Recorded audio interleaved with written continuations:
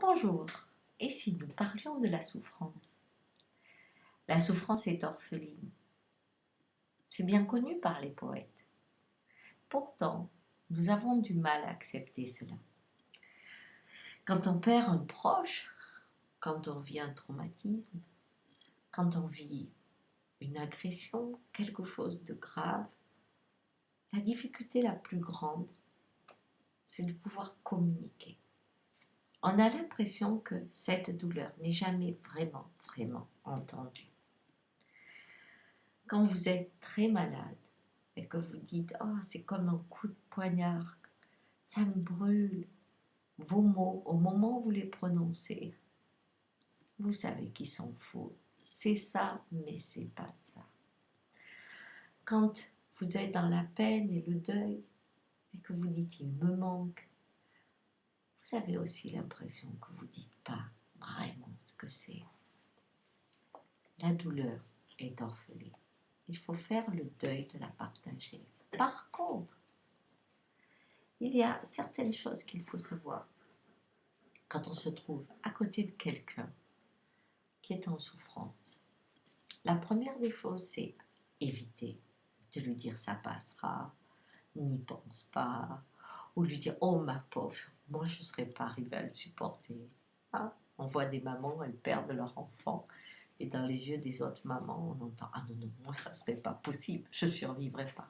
Alors la maman se dit mais moi si j'ai survécu, ça veut dire quoi? Que j'aimais pas mon enfant? C'est horrible, non? Donc, pas de conseils, pas de phrases pour dire allez, remonte, serre les dents, pas de précipitation avec ça suffit maintenant, il faut que tu sortes de là. Non. La douleur a besoin d'autre chose. La douleur a besoin d'un port.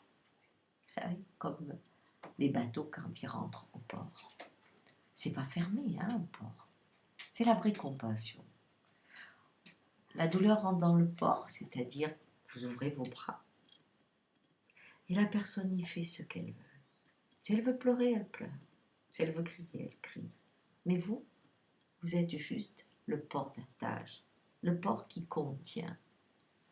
Vous n'êtes ni dans le jugement, ni dans la solution. C'est ça qui est très important.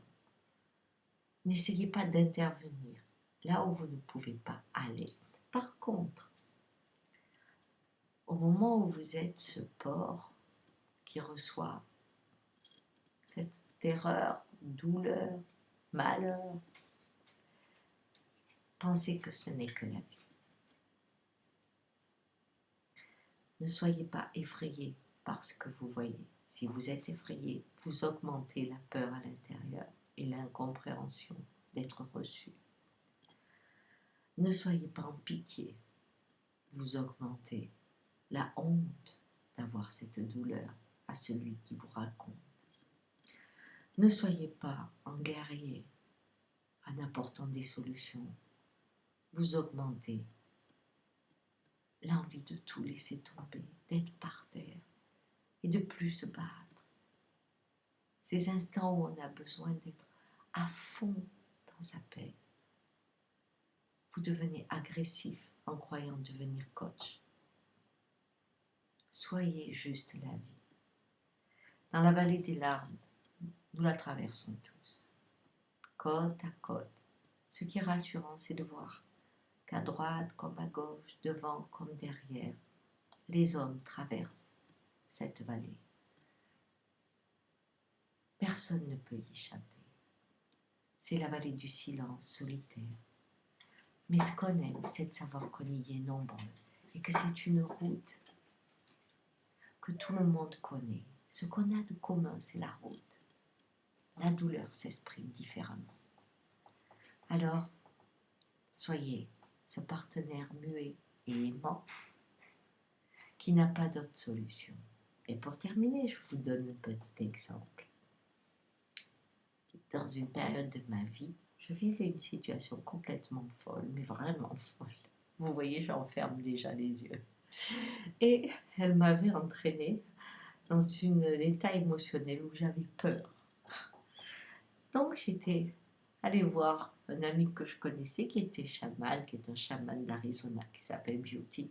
Et je lui raconte mon horreur, ce qui m'est arrivé.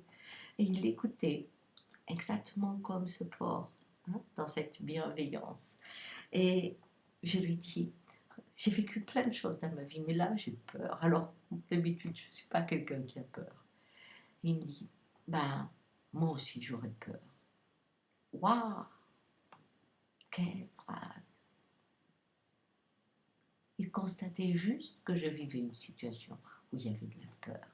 Et alors, il y a des situations où c'est la terreur. Et alors, il y a des situations où c'est l'horreur. Et alors, c'est une situation. Ce qu'il y avait dans ses yeux, c'était, tu n'es pas folle. Ce que tu vis. Oui, moi aussi j'aurais peur. Et ce qu'il y avait aussi, c'est, ben oui, mais on est fabriqué pour vivre ça. Voilà. Aujourd'hui, c'est comment accompagner la douleur qui est toujours orpheline. Ne vous inquiétez pas, le bonheur, lui, a une grande famille. Au revoir.